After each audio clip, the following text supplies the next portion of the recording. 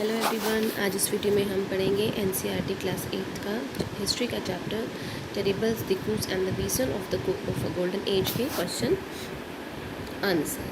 First question है students इसमें आपका fill in the blanks. Fill in the blanks में फर्स्ट है the British describe the tribals people as. Britishers जो थे उन्होंने जो आपके जनजातीय लोग थे उनको क्या समझा? देश से सवेज का मतलब होता है बर्बर, कि उनकी जो कंडीशन थी वो बहुत ही ज़्यादा बर्बर थी।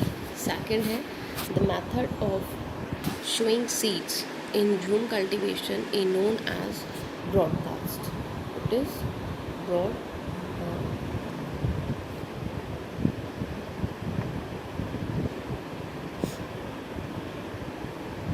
ब्रॉडकास्ट यानी विशाल था ये। थर्ड है इसमें आपका the tribal chiefs got land title. उनको लैंड टाइटल मिला in the central India under the British land settlement. Fourth है इसमें the tribal went to work in the of dash and the dash in Bihar. इसमें दो blanks हैं students. इसमें आएगा the tribal went to work in the के बाद में आएगा आपका tea plantation of Assam and the coal mine of Bihar. ठीक है, तो इसमें दो ब्लैंक्स हैं। एक ब्लैंक आपको यहाँ पे दिया नहीं हुआ है, द के बाद में यहाँ पे ब्लैंक आएगा जिसमें आपका टी प्लांटेशन आएगा। नेक्स्ट क्वेश्चन अगर हम चलें, state the whether statements are true और false. Jhum cultivators plough the land and sow the seeds. ये झूम कल्टिवेटर्स जो हैं वो पहले भूमि की जुताई करते थे, उसके बाद बीज उगाते थे। तो ये फॉल्स है। वो पहले पेड़ों को जलाते थे, घास फूस को जलाते थे और उसकी जो ऐश होती है उसमें बीज लगाते थे। नेक्स्ट है आपका कैकून्स वर ब्रॉड फ्रॉम संथाल से जो है कैकून लाए जाते थे जो सिल्क के लिए यूज़ किए जाते हैं। और व्यापारी जो है इनको 5 गुना ज़्यादा कीमत पे मार्केट में बेचते थे। तो इट इज़ ट्रू। थर्ड है Birsa urged his follower to purify themselves, giving up drinking liquor and stop believing the witchcraft and the secrecy।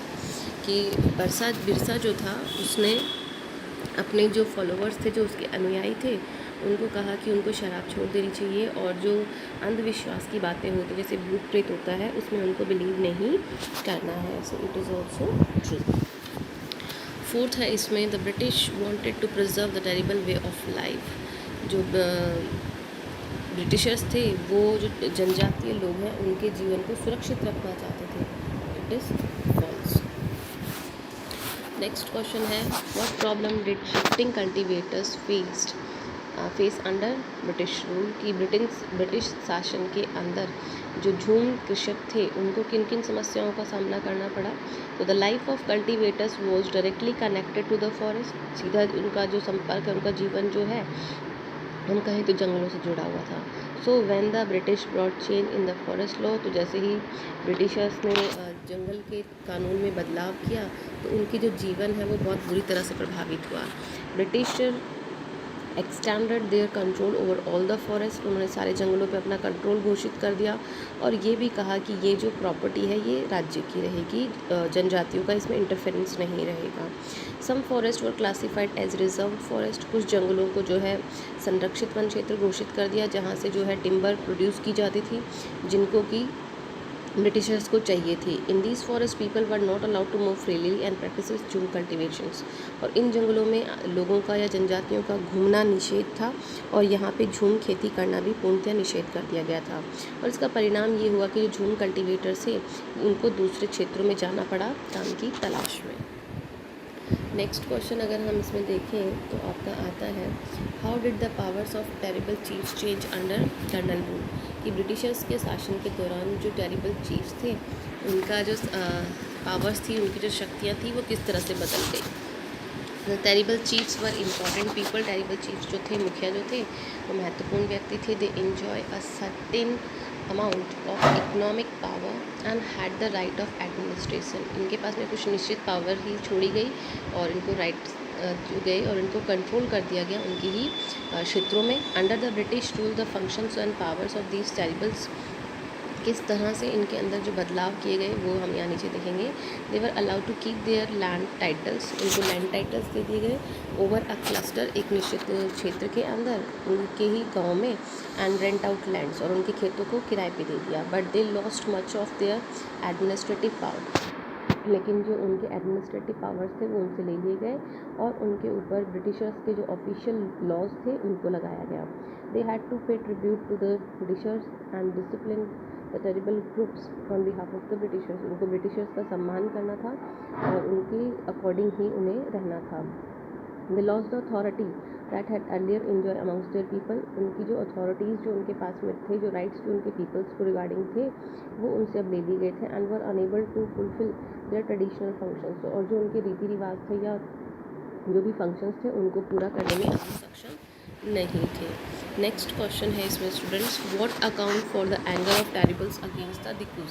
Dikus के हम ये कहें जो भारी शक्तियाँ थी उनके खिलाफ जो है ये जनजाति लोग जो थे इनका गुस्सा क्यों था, तो इनके गुस्से के हम ये कहें कि 3 कारण थे। क्योंकि ये मिशनरीज, मनी लैंडर्स और हिंदू लैंडलॉर्ड जो थे ये गवर्नमेंट के अकॉर्डिंग थे और ये चाहते थे कि इन्होंने जो है इनकी कंडीशंस और भी दयनीय कर दी थी।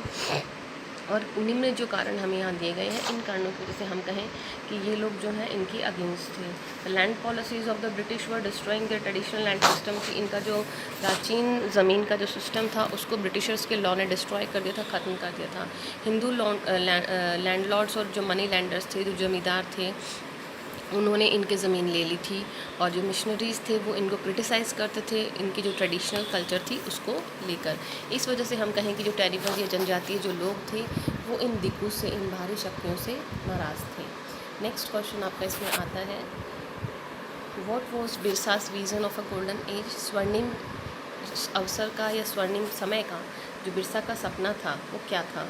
What do you think such a vision appeal to the people of a region? क्या ऐसे क्षेत्र के लोगों को इस तरह के सपने देखने चाहिए? क्या आप इसके बारे में क्या सोचते हो? Birsa was deeply influenced by many of the ideas he came in touch within his growing up years, कि जैसे जैसे बिरसा बड़ा हो रहा था तो उसके दिमाग में जो आइडियाज़ आ रहे थे उसने उनको छू लिया। The movement that he had led aimed at reforming tribal society, और जो आंदोलन उसने शुरू किया जिसका कि एम ये था कि वो अपने जनजातीय समाज का दोबारा उत्थान करेगा। He urged the Munda to give up the drinking liquid, और उन्होंने मुंडा जाति के जो लोग हैं उनको ये भी कहा कि उनको शराब नहीं पीनी चाहिए, अपने गांव को साफ़ रखना चाहिए और भूत प्रेतों में उन्हें विश्वास नहीं करना चाहिए। ही often remark a golden past of Mundas, और उसने जो है हमें कहे कि याद किया उस स्वर्णिम समय को जो मुंडास के पास में था, कभी हुआ करता था, किस तरह से उनका जीवन था उसके बारे में उन्होंने बताया।